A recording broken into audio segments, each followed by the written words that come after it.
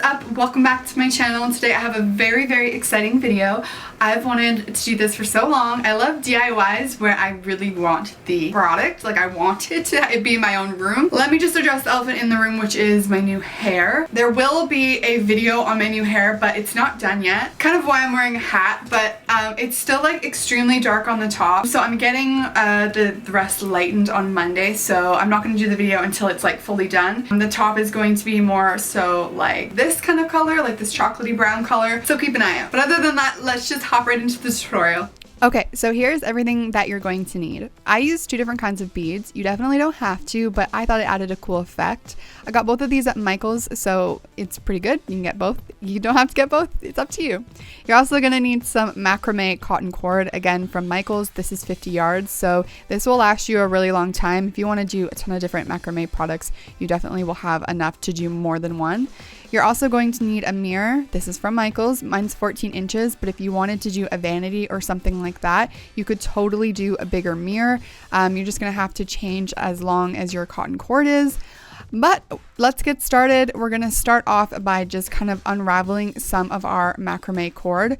I think I counted that each piece was about 53 inches, but honestly I wouldn't go just off of that. I just made sure that I had a lot of cord, and I ended up cutting off a ton of it, so you don't have to make sure it's 53 inches. It's really, I was just trying to make sure I had enough. So I'm unraveling a ton of it right here, and then what you're gonna do is you're gonna want to have 3 of those 53 inches, let's say, if that's what you want to cut it. So I've just gone ahead and cut it there. So like I said, you should have 3 of these, and then each one you're basically going to fold in half so that they kind of look like this, if you get what I mean. And then you're going to bring them all together and then tie it in a knot. Very easy. Once you're done, pull it super tight, make sure that it's not going anywhere. And then this is essentially what you're gonna have. You're gonna have 2 pieces, 2 pieces, and 2 pieces. Wow, I am really good at explaining things. So you're gonna go about this far down. Again, I just guessed this, but you're gonna figure it out. Like if you want your beads to sit higher, then you're gonna do it higher. But I've just made knots in all 3 of those little strands. And then this is where we're gonna do our beads. So I've just gone ahead and kind of picked out where I want them to go and what sizes. I thought it was cool if we did small, big, small. That looks really nice. But I definitely didn't want any color. So once I picked out all my beads, the hole in the big ones wasn't big enough to even fit one of the strands through. So I just thought that I would make it bigger. So if you need to, you should get somebody to help you. But if you have a drill, you can totally do it yourself. And then for the small ones, I'm just putting them through one of the strings. And then for the big one, it's going through both, and then repeat that. And we're doing that on 2 of these because 2 is going to be at the front and 2 is going to be at the back. So that middle strand, you don't have to put any beads on.